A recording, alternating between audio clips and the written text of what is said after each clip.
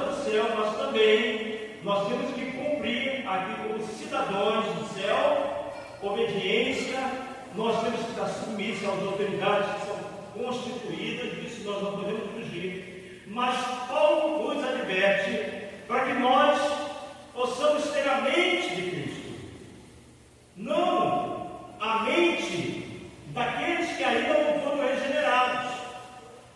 Só que a igreja, se ela não ter a palavra de Deus, a igreja ela começa a viver uma vida como se não pertencesse ao reino dos céus, mas viver segundo os moldes desse mundo.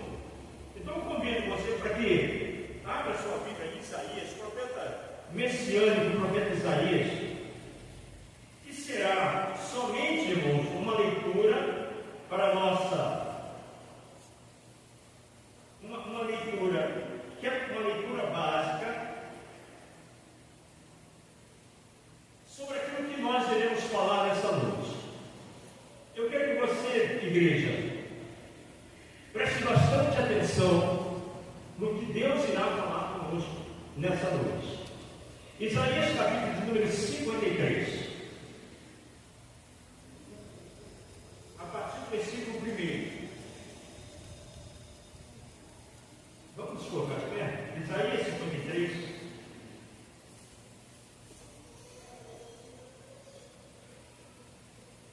Todos encontraram? Amém, Deus, glória. O profeta Isaías diz assim, a partir do primeiro versículo: quem deu crédito à nossa pregação? É a pergunta que o profeta faz. Quem deu crédito à nossa pregação? A quem se manifestou o braço do Senhor? Ele foi subindo como um renovo perante ele, e como raiz de uma terra seca não tinha parecer, nem como rosura, e olhando nós para ele, nenhuma beleza víamos para que o desejássemos. Ele era desprezado, e o mais indigno entre os homens, homem de dores, experimentado no sofrimento, como um de quem os homens escondem o rosto. Era desprezado, e não fizemos dele caso algum. Verdadeiramente ele tomou sobre si as nossas enfermidades, e as nossas dores levou sobre si. Contudo, nós o consideramos como aflito, ferido de Deus e oprimido. Ele, porém, foi ferido pelas nossas transgressões e moído pelas nossas iniquidades. O castigo que nos traz a paz estava sobre ele, e pelas suas pisaduras fomos sarados. Pode se sentar. A pergunta que o profeta Isaías faz é: quem deu crédito? Quem deu crédito à palavra de Deus? O que está faltando hoje para muitos crentes é dar credibilidade à palavra de Deus. Imagine uma pessoa que está perdido em uma floresta, ou perdido em um deserto,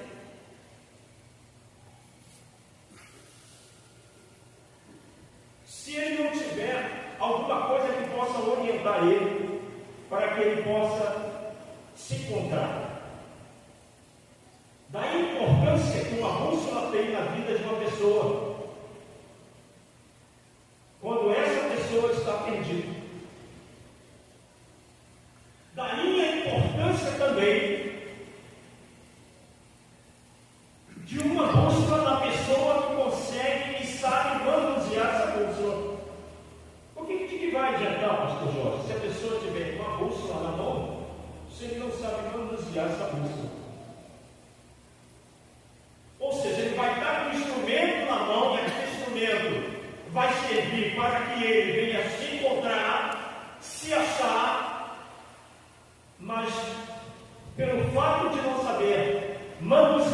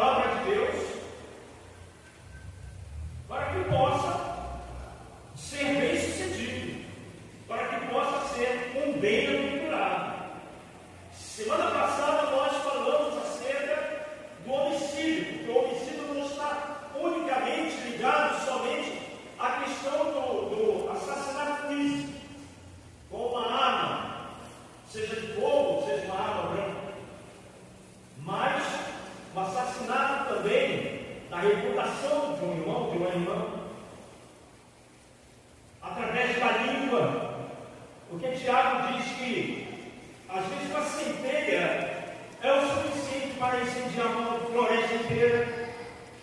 E ele diz que a língua é um membro que nós temos, de tamanho pequeno, mas que também tem um poder de destruição muito grande. Então nós temos que vigiar como crentes no Senhor com aquilo que nós falamos. Se eu falo algo e esse algo não vem a edificar a vida do meu irmão, é melhor não falar nada. Se aquilo que eu vou falar, eu vou trazer uma depreciação do meu irmão, é melhor eu não falar. Se aquilo que eu vou comentar vai atingir diretamente a reputação do meu irmão, é melhor eu não falar, porque se eu falar, eu estarei pecando contra Deus. E o problema da igreja é que muitas das vezes nós falamos mal de um irmão quando Deus reprova. O irmão que fala a respeito de outro irmão mal. O cantor Isaías Mendes, ele tem um hino, em que esse hino fala acerca do relacionamento. E a letra é assim: se as pessoas soubessem o quanto as palavras exercem poder sobre as vidas, não haveria ofensas, e todos só falariam a linguagem do amor. Guerras não existiriam, nem sofrimento viriam, por mágoa e dor. Muito mais fácil viver, pois o ódio e o rancor não teriam de onde nascer. A Bíblia está escrito que a morte iria vir, pode simplesmente estar numa palavra. Eu queria que as pessoas entendessem que muitas vezes é preciso uma palavra de fé para levantar alguém que está no chão. Eu queria que as pessoas entendessem que muitas vezes a chave da vitória pode simplesmente estar numa palavra. Eu quero ouvir você dizer somente palavras de amor. Eu quero ouvir você dizer que é muito mais que vencedor. Use seus lábios para transformar o mundo num lugar de paz. Use seus lábios, sim. Faça do seu coração uma fonte de palavras de amor. Então, seria bom que a igreja falasse somente palavras que você edificar, palavras que venham trazer vida, não trazer destruição e morte. Você já ouviu a palavra pontífice? Você já ouviu essa palavra, pontífice? Vocês sabem quem é o pontífice? Pontífice é o nosso Papa, o Papa. Pontífice vem do latim. Você sabe qual é o significado de pontífice? Pontífice tem o significado de criador de pontes. Então o que ele é? Nada mais do que um criador de pontes. A ponte é aquela que leva o homem a Deus. Que tal nós sermos criadores de pontes? Porque, irmãos, para abismo, tem muitos. Para criar abismo de afirmação, tem muitos. Deus nos chama para que nós possamos ser instrumento nas mãos dele para a edificação do meu irmão. Nem isso que Paulo diz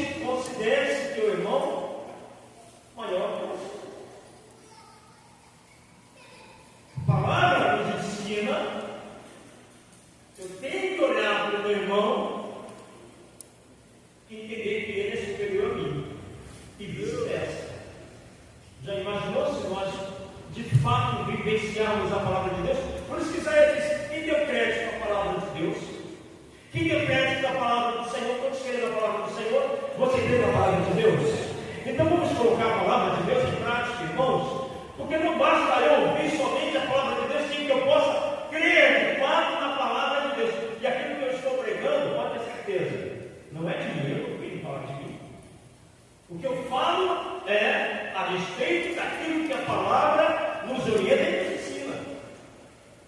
Então nós estamos trabalhando Mateus, que é as bem-aventuranças, bem-aventurado é feliz o homem que atenta para a palavra de Deus.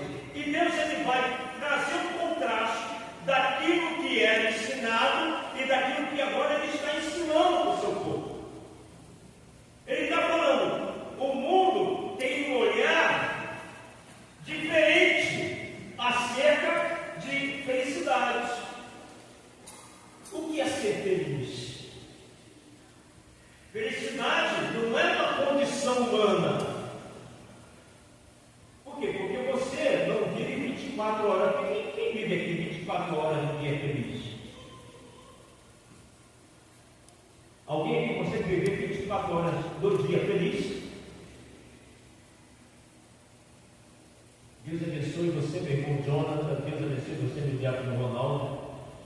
A todos aqueles que vieram do trabalho direto para o culto da palavra, tenho certeza absoluta que vocês já são uma bênção, não serão mais ainda. Você que está no culto da palavra, pode ter certeza. Esquece o que eu estou dizendo. Igreja que frequenta escola bíblica dominical e culto de doutrina é uma igreja que menos dá trabalho. Pelo contrário, é uma igreja que mais edifica. Começa a reparar aqui, a história que eu não quero que você julgue a vida de ninguém, mas é uma questão de percepção. Irmãos que dão mais trabalho dentro da igreja são aqueles que não frequentam escola bíblica dominical, não frequentam culto de doutrina, mas que são muito bons de montes. Eu amo subir de montes, amo. E sábado agora, se Deus permitir, que não sexta, eu estarei subindo montes. E toda a igreja está convidada, porque eu vou marcar esse ponto com uma igreja. Com uma igreja, nós subimos esse monte aqui 2 vezes. Está mais perto dos irmãos. É mais longe para mim, mas não tem importância. Eu tenho condição, nós iremos marcar um monte para que a igreja possa estar subindo o monte. Então, uma igreja, e quando chega no domingo pela manhã, eles estão na escola bíblica dominical, não estão no monte, estão na escola bíblica dominical. Então nós estamos falando desse contraste entre as bem-aventuranças que o Senhor nos ensina na palavra, contrapondo uma cultura secular, cultura essa secular que estão adentrando a igreja. Mas você, estamos como aqueles soldados, sentinelas, prestando atenção em tudo. Não deixa de servir para cá, sabe o que é tirar serviço? A gente está atento a cada movimento, a cada coisa estranha que vai aparecendo, nós estamos atentos para que nós não venhamos ser surpreendidos. Nessa noite, nós iremos falar acerca do adultério, capítulo de número 5, a partir do versículo 27. Abra sua Bíblia, Mateus 5. Eu peço à igreja para que, no estudo de doutrina, nós estamos falando da bem-aventurança, né? Já fique em Mateus capítulo 5 aberto. Mateus capítulo 5, a partir do versículo 27.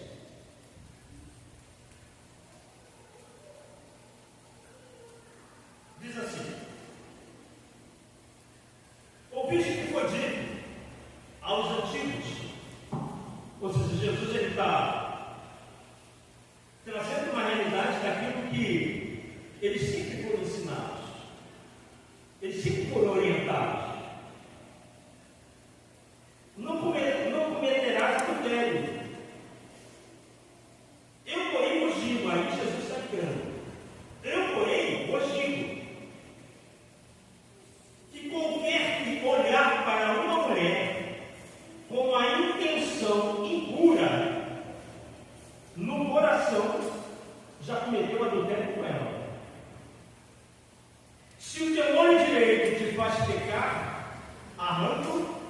atiram para longe de ti. É melhor perder um dos teus membros do que ter todo o teu corpo lançado no inferno. Se a tua mão direita te faz pecar, corta e atira para longe de ti. É melhor perder um dos teus membros do que ter todo o teu corpo lançado no inferno.